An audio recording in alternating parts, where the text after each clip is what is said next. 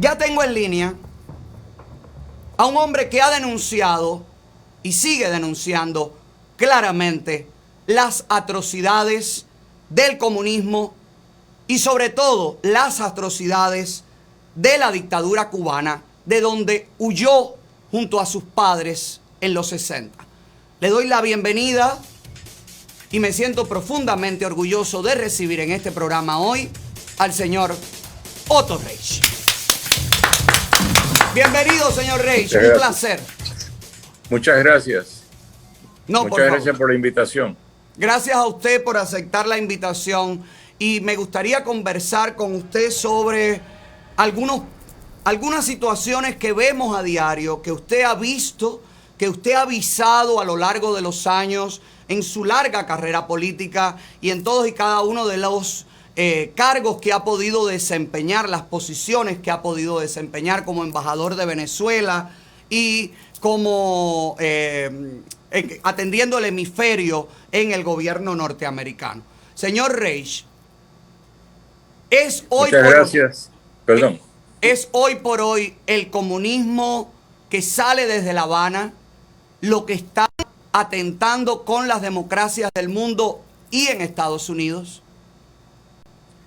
El comunismo que sale de La Habana y que ha salido desde 1959 es, en mi opinión, el elemento más duradero y más dañino que ha visto este hemisferio en los últimos 62 años, casi 63 años. No quiero decir que es la única razón por la cual existen los problemas que existen hoy. Ha habido mucho caldo de cultivo para que ese comunismo haya logrado lo que ha logrado en términos de subvertir a muchos países y crear una destrucción enorme y cientos de miles de muertos. Digo cientos de miles porque en El Salvador en la guerra civil fueron 70,000, en Nicaragua fueron otros 70,000. Si uno se pone a contar por todos los casos en los cuales Fidel Castro estuvo envuelto, sabe Dios cuántos son.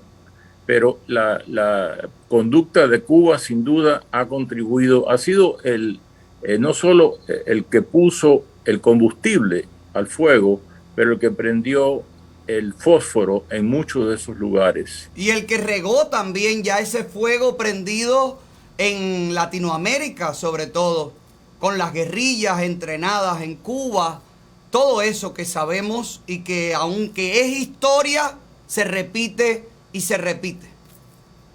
Efectivamente, es que mucha gente no sabe, por ejemplo, que en el propio 1959, que es el primer año, ¿no?, cuando está Fidel Castro en el poder, y cuando yo digo Fidel Castro lo uso como una imagen, sí, una imagen de la revolución cubana, aunque ya esté muerto, sigue lo que él sembró y sigue la destrucción de Cuba y del resto del hemisferio. Pero en el 59, cuando debía haberle puesto atención a los problemas de Cuba, envió ¿cómo se llama? Expediciones militares a Panamá, a República Dominicana, a otros países en el 59. Y después siguió. Y él dijo, Fidel Castro mismo dijo en México, unos años antes de morir, que él estaba muy orgulloso de haber apoyado lo que él llamaba guerras de liberación nacional en todos los países de América, con la excepción de México. Él dijo, con la excepción de México. Estaba mintiendo, porque lo hizo en México también, pero no le funcionó. Pero admitió que había apoyado las revoluciones, y esas revoluciones violentas, o sea, esa subversión violenta que hemos visto en todos los países donde estaban los montoneros y los tupamaros y los sandinistas y el FMLN de El Salvador y todos los otros y los senderos luminosos y todo eso. Y todo eso. todas esas pandillas luego derivaron en los carteles que hoy son los aliados más fuertes que tienen los movimientos de izquierda en América Latina. Lo estamos viendo en Colombia, lo estamos viendo en Venezuela, que es un narcogobierno. Y mi pregunta viene, como usted fue embajador de Venezuela durante 2 ocasiones, me gustaría saber cómo valora usted el deterioro tremendo de ese bello país. Bueno, primero, si me permite, quisiera corregir. Yo no fui embajador de Venezuela, sino de Estados Unidos en Venezuela. Sí, exacto. O sea, embajador de Estados Unidos, perdón, en Venezuela. No se preocupe. Eso es algo que mucha gente le falla, pero que es importante. O sea, yo representé a los Estados Unidos en Venezuela, efectivamente, y en aquel momento, en los años 80, Venezuela era un país en plenas vías de desarrollo. Por supuesto que había pobreza en muchas partes del país, pero estaba siendo reducida, la clase media estaba creciendo, el país había crecido enormemente desde que desapareció la última dictadura militar de Pérez Jiménez en el 58, y Venezuela tenía mucha promesa. Y todavía la tiene. Si un día puede recuperar la libertad, la democracia, la prosperidad del sistema de libre empresa, pero va a tomar muchísimo tiempo, igual que Cuba, muchísimo tiempo y miles de millones de dólares para reconstruir. Pero Venezuela llegó un momento en los años 60, 70, que Venezuela tenía el ingreso per cápita más alto de toda América Latina. Y hoy en día los venezolanos, primero que 5 o 6 millones de ellos han salido a pie de Venezuela, huyéndole a ese comunismo. Y los que se han quedado están comiendo de latones de basura. Un país que tiene las reservas petroleras más grandes del mundo. Es difícil creerlo, pero Venezuela, si se cuenta el petróleo pesado,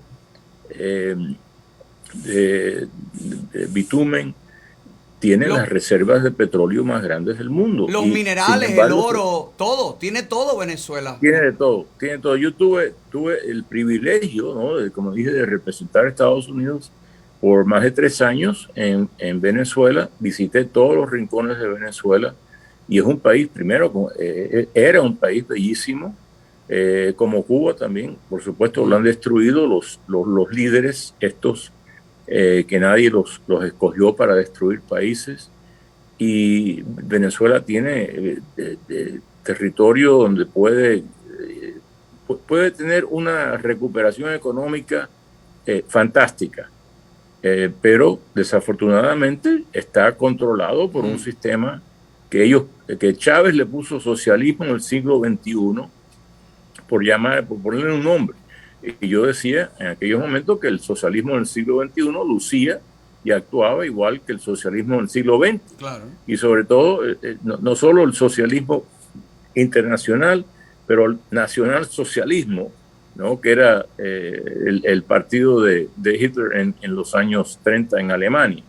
Y porque usan las mismas tácticas. Claro, ellos se dicen ser antifascistas, pero son los más fascistas que hay. Mi pregunta viene ahora con esto. ¿Cómo es posible que estas ideologías comunistas, socialistas, la izquierda, lo mismo la LAI que la más reacia, recibe tanto apoyo de los organismos internacionales? ¿Por qué no se condena una ideología que ha matado más que el propio fascismo?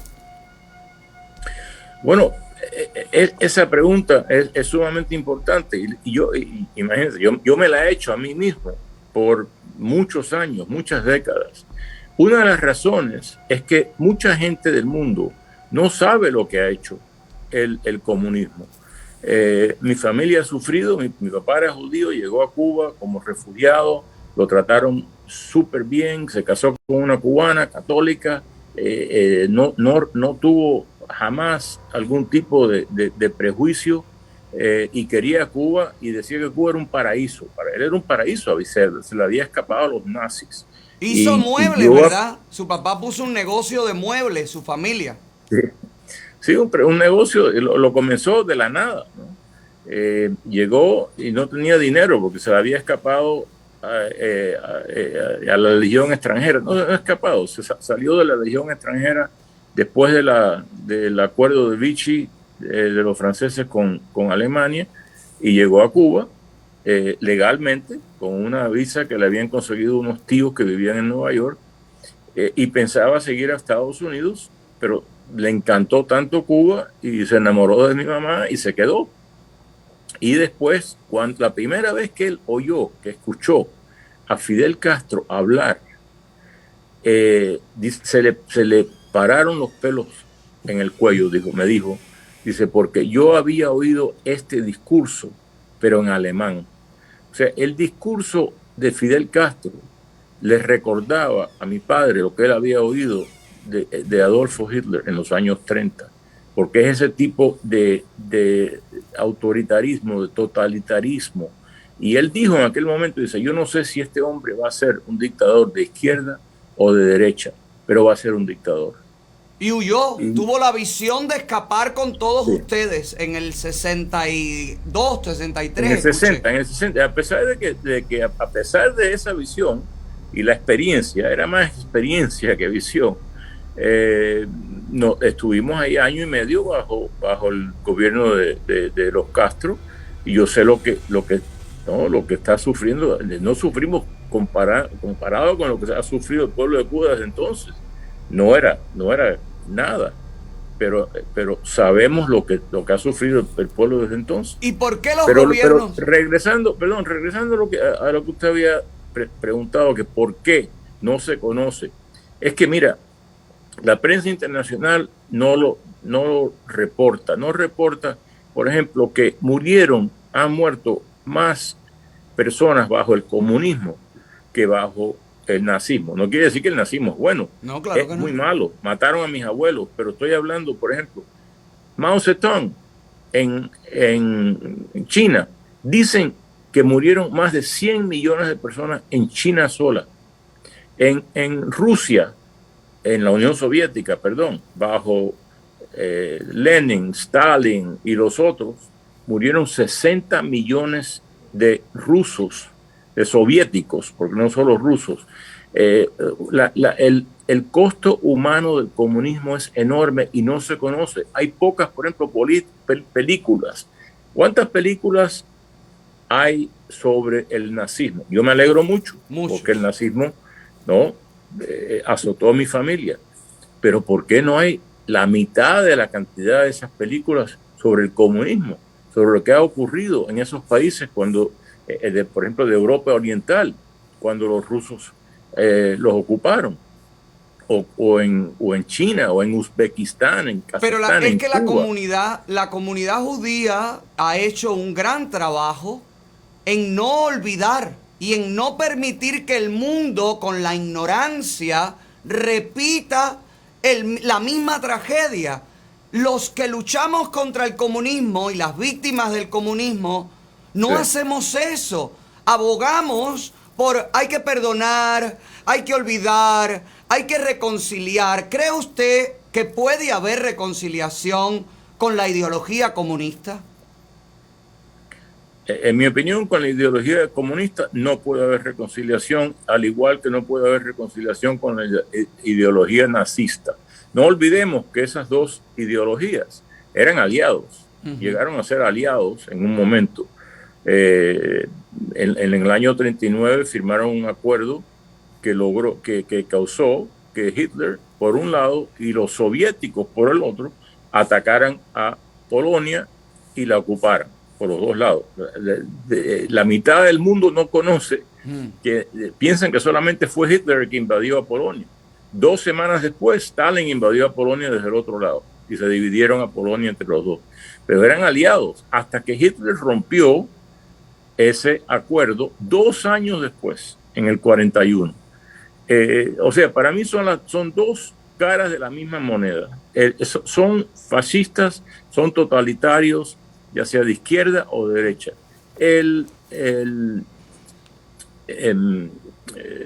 como dije antes, el comunismo se llama a sí mismo el socialismo internacional. El Comintern, por ejemplo, el Comité Internacional de Socialistas, mientras que los nazis se llamaban nacionalsocialistas.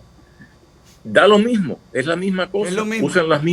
usan los mismos instrumentos, acaban con el ser humano de igual manera. Y no puede haber reconciliación con esa extrema ideología.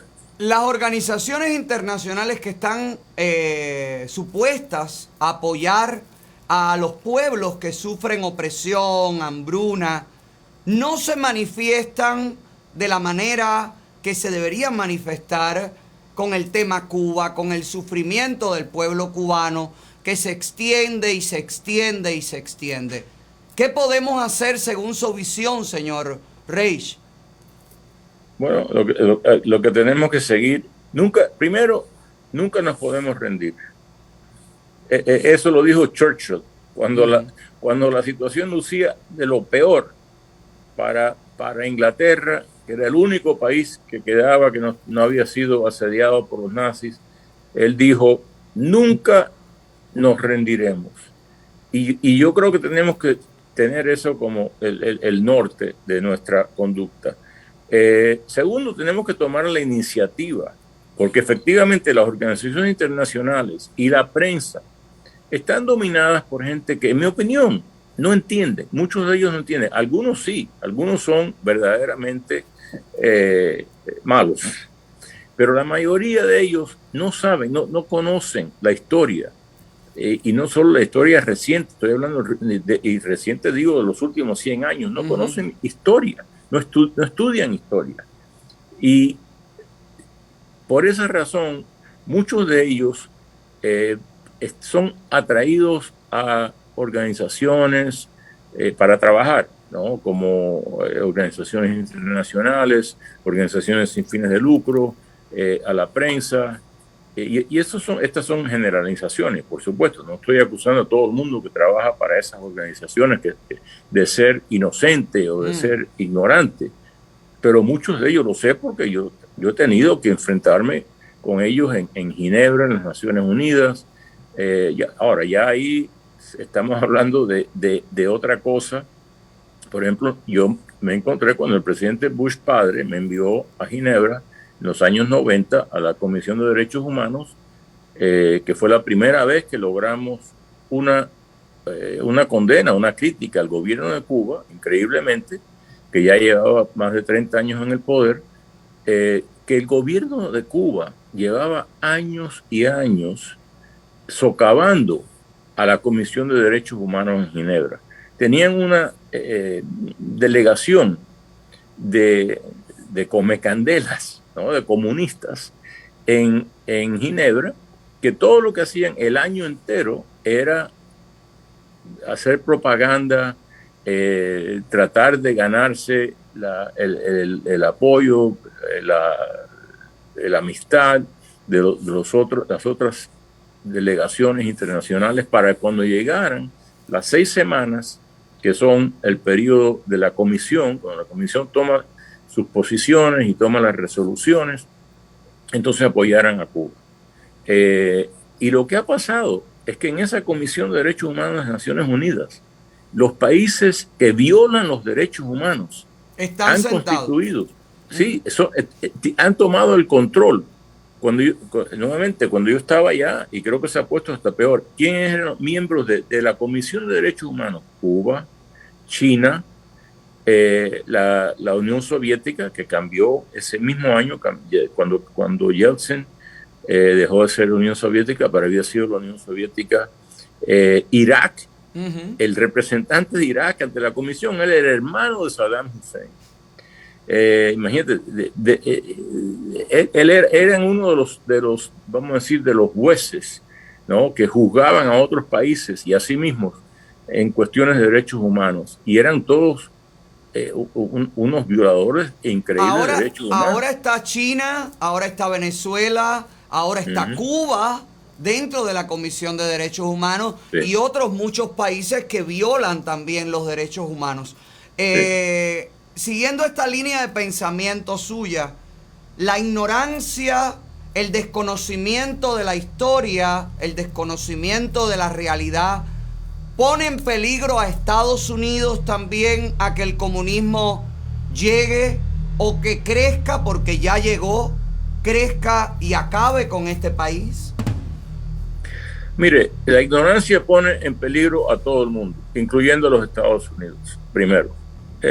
Segundo, efectivamente, aquí hay comunistas, ¿no? Sí los hay.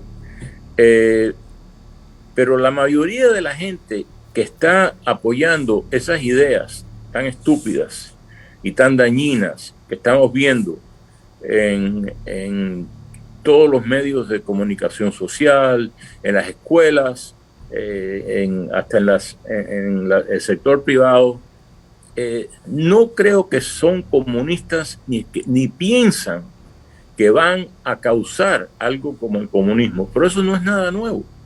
Eso es lo mismo que ha ocurrido en otros países, donde ha triunfado una ideología extremista. No tienen que tener el apoyo de la mayoría. Además, el término bolchevique, ¿no?, de los famosos bolcheviques rusos, bolchevique quiere decir minoría en Rusia. ¿Por qué? Porque cuando cayó el zar, llegaron los mencheviques, que eran los socialdemócratas más centristas, eran de izquierda, pero no eran comunistas. Y los bolcheviques los sacaron del poder en la famosa revolución de octubre del 17. Y, por supuesto, tomaron posesión del país y no lo soltaron hasta que, gracias, 72, en mi opinión, a Ronald Reagan y a otra 72 gente, años después, porque pudieron liberarse de eso. Efectivamente. O sea, que no tienen que ser, ellos no tienen que conquistar a la mayoría de la gente. Ellos solamente tienen que conquistar a ciertas instituciones. Y a minorías. Y a minorías. No puede ser eso, señor Otto, lo que está sucediendo con los grupos de minorías en Estados Unidos que tienen una inclinación marxista. No puede ser el resultado del adoctrinamiento en las escuelas, en las universidades, lo que vemos hoy acabando en las calles.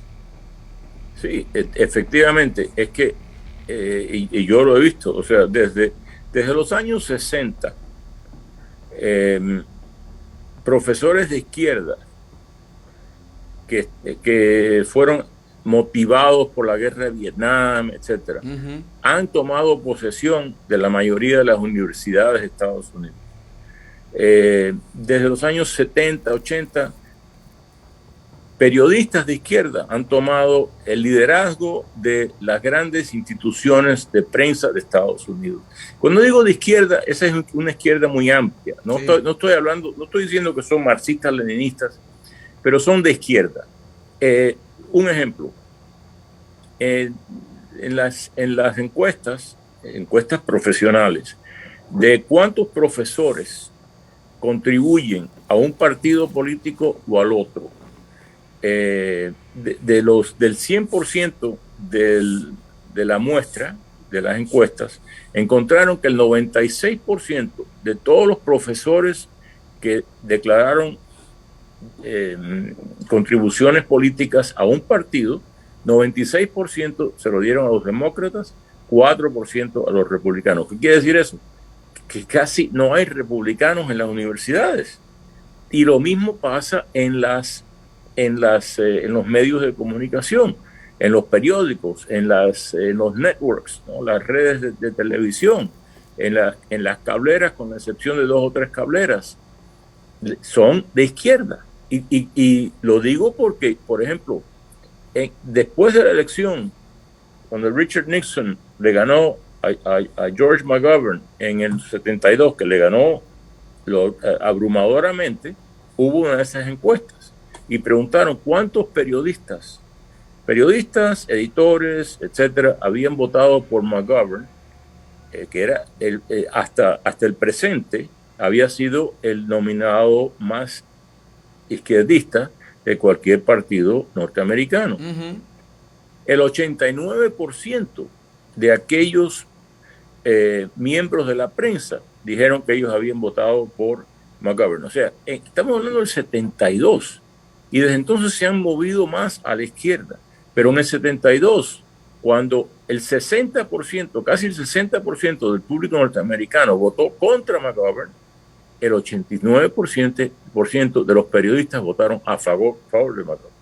O sea, no están de acuerdo con la manera de pensar del ciudadano común norteamericano. Y han hecho todo lo posible por cambiar la mente de los norteamericanos. Eso es lo peligroso. Eso es lo peligroso porque tienen el control, porque censuran, porque manipulan la información, porque desvirtúan la realidad. Y los jóvenes en las escuelas, en las universidades, dentro de las casas, los padres viendo noticieros manipulados, pues, ¿qué pueden hacer ante un mundo que se dirige inevitablemente hacia la izquierda? ¿Qué se puede hacer, señor Otto? Contrarrestar, hacer lo que usted está haciendo. O sea, hay que pelear en el mismo campo de batalla. No se puede aceptar que ellos tienen un monopolio. No es fácil porque, imagínense, ¿cuáles son los medios más importantes de comunicación? Bueno, las tres redes, ABC, CBS, NBC, son la misma cosa. Cuando Exacto. ¿Aló? Perdón, algo pasó aquí. ¿Me ven? Sí, perfecto. Ok. Todos son iguales. El New York Times, el Washington Post, todos son centro izquierda o más de centro izquierda. Más izquierda que centro. Son muy pocos. En la prensa nacional en Estados Unidos, la página editorial del Wall Street Journal, no estoy hablando ni siquiera del resto del periódico del Wall Street Journal, que es de centro izquierda, la página editorial del centro derecha, de todos los periódicos de Estados Unidos. Esa y el New York Post son los únicos periódicos nacionales que se leen a nivel nacional que son, vamos a decir, conservadores, que son centro derecha. Todos los demás son centro izquierda.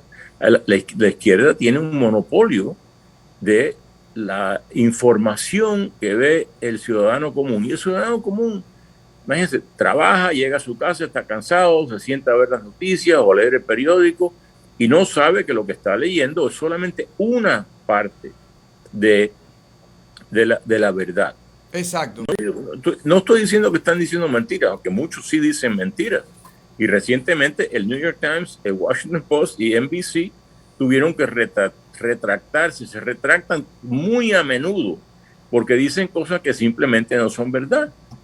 Se retractaron por una historia que publicaron sobre Rudy Giuliani, ¿no? Que era falsa. Y Giuliani, como es un abogado y es muy agresivo, les dijo: ustedes, si no se retractan, los voy a demandar. ¿Cree usted que Trump vaya a correr en el 2024, como ha dicho, según su visión política? Yo no sé, francamente, yo no sé. Yo tengo una visión muy mezclada, ¿no? de qué impacto tendría Trump en el 24. Sin duda, lo que él hizo, muchas de las cosas que hizo no tenían precedente en términos de progreso de Estados Unidos. Ayudó mucho más a las minorías que cualquier otro presidente en términos de darle la dignidad de un trabajo. El nivel de desempleo fue el más bajo que hemos visto para los afroamericanos, para los asiáticos americanos, para las mujeres, para todos los diferentes, para los latinoamericanos. Al mismo tiempo, Trump se dañó a sí mismo en muchas cosas. Él no es político. Él, si hubiera sido un poco más político, y cuando digo político no digo mentiroso, estoy hablando de ser más político, un poquito más diplomático. Políticamente correcto. No, porque yo no creo en ser políticamente correcto, pero yo he trabajado para 3 presidentes y los he conocido personalmente y he estado con ellos, he viajado con ellos, y sabían cómo manejar la opinión pública, no se peleaban públicamente con sus adversarios políticos, y Trump a veces se peleaba hasta con su propio partido. O sea, sí. Él es un poquito demasiado agresivo, conflictivo, y es mi opinión personal. Sí, no, está claro. ¿Y usted cree que va a correr? Porque a mí me parece más bien que lo que va es a crear una fuerza, va a calentar para luego pasarle ese mando, ¿no?, a alguna otra fórmula. Sí. No, y es una pregunta importante, porque fíjate, Trump, si usa la fuerza que tiene, porque él tiene un gran número de seguidores en el país, pero enorme. Sí. No se sabe cuántos son. No creo que 50%, pero vamos a decir que sea 25, 30, 35. Puede ayudar muchísimo al partido republicano a recuperar la Casa Blanca. Yo creo que el Partido Republicano va a recuperar la Cámara de Representantes en el 22. Ojalá que gane suficientes, bueno, por lo menos un voto neto, un escaño neto en el Senado, le daría control del Senado también. Pero lo que hay que tener cuidado es que Trump, por ejemplo, no repita lo que ocurrió en el estado de Georgia. Después de las elecciones de noviembre, hubieron 2 elecciones especiales en Georgia para los 2 escaños del Senado federal. Que ahí se definió todo. Se definió todo, efectivamente. Y Trump, y esto lo han dicho los líderes, los 2 partidos políticos en Georgia, Trump dijo, como él estaba diciéndole a todo el país que él había ganado y le habían robado la elección, que mucha gente que lo apoya a él interpretaron esto como diciendo, entonces el voto no sirve no sirve. Y el voto republicano en el runoff, ¿cómo se dice runoff? La segunda vuelta, ¿no?, de las elecciones de Georgia, que fue en enero, porque en noviembre no hubo decisión. Se decidió que habían 2 candidatos para cada escaño. Y la segunda vuelta fue en enero. Y en enero muchos menos republicanos votaron de los que habían votado en noviembre.